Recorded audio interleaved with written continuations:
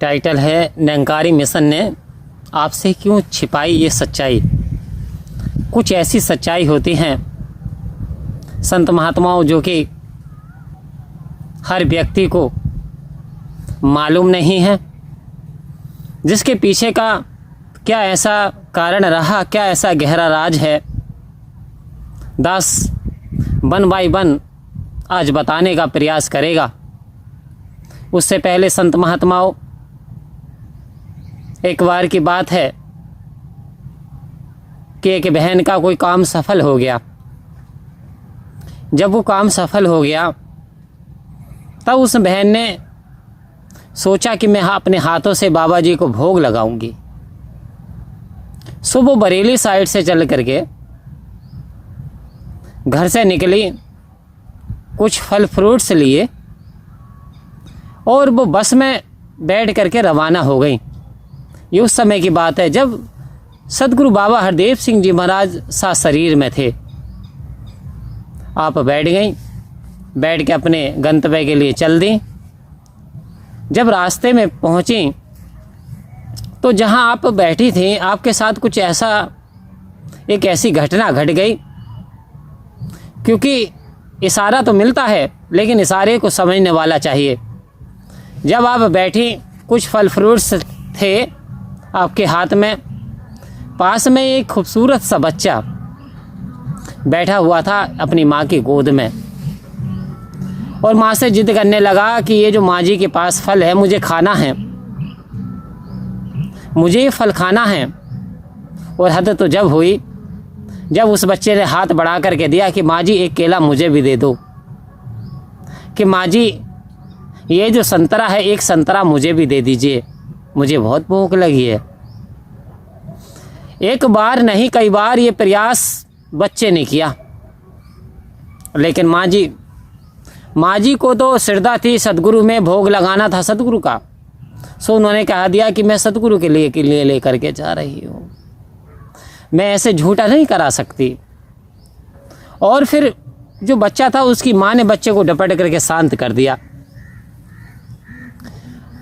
अभी जब ये बहन पहुँचती हैं और जब ये संत समागम में जब पहुँचती हैं, जब ये बाबा जी की शरण में नमस्कार में पहुँचती हैं तो अरदास करती है सेवा दल से कि ऐसे ऐसे मैं ये काफ़ी दूर से आई हूँ, हो सके तो मेरी बातचीत करा दीजिए, भोग मैं लगाना चाहती हूँ अपने हाथों से, सदगुरु को ये खिलाना चाहती हूँ। गार्ड सदगुरु के पास गए और जाने के बाद अरदास करी कि सच्चे पातशाह एक महिला काफ़ी दूर से कुछ फ्रूट्स लेकर के आई हैं और वो आपको भोग लगाना चाहती है। बाबा जी ने एक क्षण के लिए देखा और मुस्कुराए और कह दो कि मुझे भूख नहीं है। उन्होंने गार्ड से कहा कि कह दो मुझे भूख नहीं है। ये बात महिला तक पहुंचाई गई। महिला ने कहा, फिर से गुजारिश करी तो बाबा जी ने इशारा दे करके बुला लिया और बुलाने के उपरांत कहा आप क्या चाहती हो।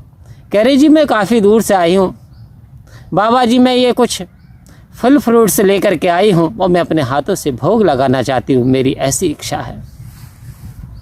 कह रहे इंसान खाता कब है, जब उसे भूख लगती है, लेकिन मेरी भूख तो समाप्त हो गई। जब मुझे भूख लगी थी तो आपने मुझे खाने नहीं दिया। जैसे ही ये सुना वो चक्कर में पड़ गई कि ऐसा कैसे, आपने कब कह दिया, आपको कब भूख लगी और आपने मुझसे कब मांग लिया सदगुरु, क्षमा करो। तब सदगुरु मुस्कुराए। आप गंतव्य से रवाना हुई, आप सफ़र कर रही थी, बस में बैठी हुई थी, एक बच्चा मांग रहा था, कह रहा था माँ जी मुझे बहुत भूख लगी है, लेकिन कई बार मांगा लेकिन आपने उसे खिलाया नहीं बल्कि दुत्कार दे दी। अब संत माधव माथे को पकड़ने लगी और कहने लगे सदगुरु कि देखिए मेरे पीछे पड़ने से कुछ नहीं होगा, वचन का पालन करने से बहुत कुछ होगा। आप इतनी दूर से आई हैं काफ़ी, यानी इस कारण से कि मैं भोग लगाऊंगी, लेकिन वचन क्या कहते हैं, साफ साफ कह रहे हैं, जो आपके साइड के महापुरुष हैं, जो आपके घर के पास पड़ोस के महापुरुष हैं या आपके परिवार में महापुरुष हैं, जब जब आपको भोग लगाने की ज़्यादा मन में श्रद्धा हो तो सद्गुरु का रूप निहारते हुए, सिमरण करते हुए उनको भोग लगाओ, मुझको भोग लग जाएगा। आओ संत महात्मा, सद्गुरु कह रहे हैं, क्या तुम्हें यहाँ से वहाँ तक कोई महात्मा ना मिला जो इतनी पूंजी खर्च करके खाली भोग लगाने के लिए आई हो? सोच में पड़ गई बहन। कह रही महात्मा तो बहुत है परंतु समदृष्टि नहीं बन पाई। आज सद्गुरु कह रहे हैं, यदि हमारी समदृष्टि बन जाती है, क्योंकि ये जो ज्ञान है ये समान है। महापुरुष कैसा कर्म क्या है उनका उनके ऊपर छोड़िए, लेकिन आपकी जो श्रद्धा है आप सद्गुरु का स्वरूप देख करके उन्हें भोग लगा सकते हैं संत महात्माओं। तब उस बहन ने पश्चाताप किया, हाथ जोड़ कर क्षमा याचना की, सद्गुरु ने भोग लगाया और कहा, आगे के लिए बहन जी याद रखना, हर महापुरुष में सद्गुरु का रूप ही निहारना है, किसी से घृणा नहीं करनी, किसी से नफरत नहीं करनी, बस एक रूप ही में सबका दीदार करना है। आओ संत महात्मा, बात चल रही थी जैसे निरंकारी मिशन की, इस सच्चाई को आपसे क्यों छिपाया गया? अभी और भी ऐसी कुछ सच्चाइयाँ हैं जो कि आपसे क्यों छिपाई गई, कारण हैं।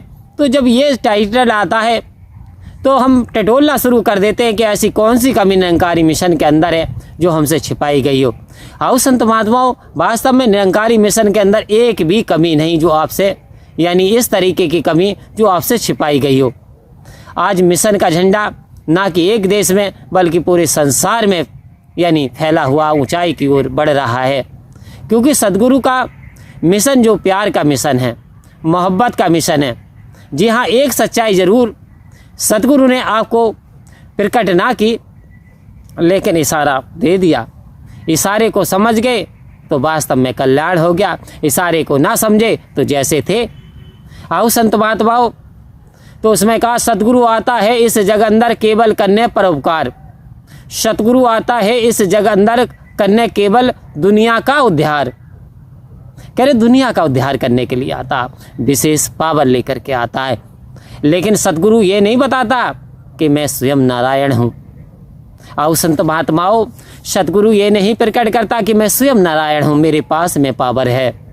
लेकिन हाँ, जो अनुसरण करना शुरू कर देते हैं, जो सद्गुरु के पद चिन्हों पर चलना शुरू कर देते हैं, उनके जीवन में सद्गति आती है, वो मोक्ष की प्राप्ति हो जाती है उन्हें, वो बड़े भाग्यशाली हैं। तो ये जो सच्चाई है, सद्गुरु स्वयं मुँह से नहीं कहेंगे कि मैं नारायण हूँ, वरना दुनिया तो पीछे पड़ जाएगी।